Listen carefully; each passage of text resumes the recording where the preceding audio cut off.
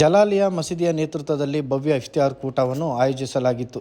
ಈ ಸಂದರ್ಭ ಧಾರ್ಮಿಕ ಸೌಹಾರ್ದ ಮತ್ತು ಸಾಮಾಜಿಕ ಏಕತೆ ಸಂದೇಶವನ್ನು ಸಮುದಾಯ ಸಾರಿತು.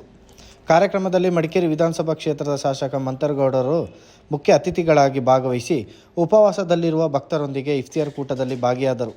ಈ ಸಂದರ್ಭದಲ್ಲಿ ಮಾತನಾಡಿದ ಅವರು, ಪವಿತ್ರ ರಂಜಾನ್ ತಿಂಗಳು ಮಾನವೀಯತೆ, ಸಹಾನುಭೂತಿ ಮತ್ತು ಸಹೋದರತ್ವದ ಸಂಕೇತವಾಗಿದೆ. ಹಬ್ಬಗಳ ದಿನದಂದು ಯಾವುದೇ ಬಡವರು ಹಸಿದಿರಬಾರದು. ಬಡವರು ರಂಜಾನ್ ಹಬ್ಬವನ್ನು ಸಂತೋಷದಿಂದ ಆಚರಿಸಲು ತಮ್ಮಿಂದ ಸಾಧ್ಯವಾದ ಎಲ್ಲ ಸಹಾಯ ಸಹಕಾರ ನೀಡುವುದಾಗಿ ಭರವಸೆ ನೀಡಿದರು. ಅದಕ್ಕೋಸ್ಕರ ಸರ್ಕಾರದ ವತಿಯಿಂದ ಎಷ್ಟು ಅನುದಾನ ಸಿಗ್ತದೆ ಜನರಿಗೆ ಗೊತ್ತಾಗಬೇಕು ಅಂತ ನಾವು ಆಸೆ.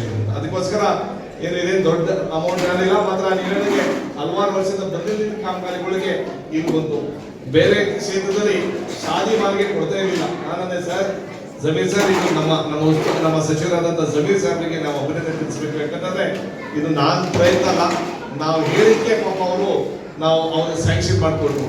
ಸ್ಯಾಂಕ್ಷನ್ ಮಾಡ್ಕೊಂಡ್ರೆ ಬೇರೆ ಕಡೆಯಲ್ಲಿ ಇದೇ ಕೊಡಲಿಲ್ಲ, ನಮಗೆ ಏನೋ ಶಾದಿ ಮಾಲಿಗೆ ಅವಕಾಶ ಕೊಡಲಿಲ್ಲ. ಮಾತ್ರ ವಿಶೇಷವಾಗಿ ಸಮರ್ಪಣೆ ನಮ್ಮೂರಂತ ಕೊಟ್ಟರು. 25 ಲಕ್ಷ ಕೊಟ್ಟರೆ ದೊಡ್ಡ ವಿಚಾರ. ಅದೇ ರೀತಿಯಲ್ಲಿ ನಮ್ಮ ಬಿಡುಗಡೆ ಜಾತ್ರೆಗಳು ಇನ್ನೊಂದು ಸ್ವಲ್ಪ ಜಾಸ್ತಿ ದುಡ್ಡು ಕೊಟ್ಟರೆ, ಯಾಕಂದ್ರೆ ಅದು ಮುಂಚೆಯಿಂದ ಮಾಡ್ಕೊಂಡು ಬರ್ತಾರೆ. ಅಭಿವೃದ್ಧಿ ವಿಚಾರದಲ್ಲಿ ನೀವು ಯಾಕೆ ಕಾರಣಕ್ಕೂ ಬೇಜಾರ ಮಾಡ್ಕೊಳಕೋಬೇಡಿ.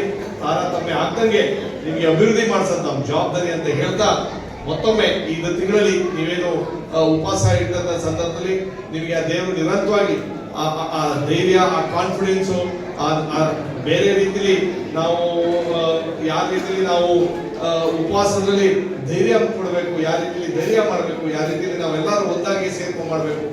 ನಾನು ನಿಮಗೆ ಒಂದು ಸಲಹೆ ಏನು ಹೇಳ್ತೀನಿ ಅಂತಂದ್ರೆ, ಇಲ್ಲಿ ಕೆಲವು ಜನ ಚೆನ್ನಾಗಿರೋರೇ ಬಂದವ್ರೆ, ಆರ್ಥಿಕರು ಸ್ವಲ್ಪ ಚೆನ್ನಾಗಿರೋರು ಬರ್ತಾರೆ.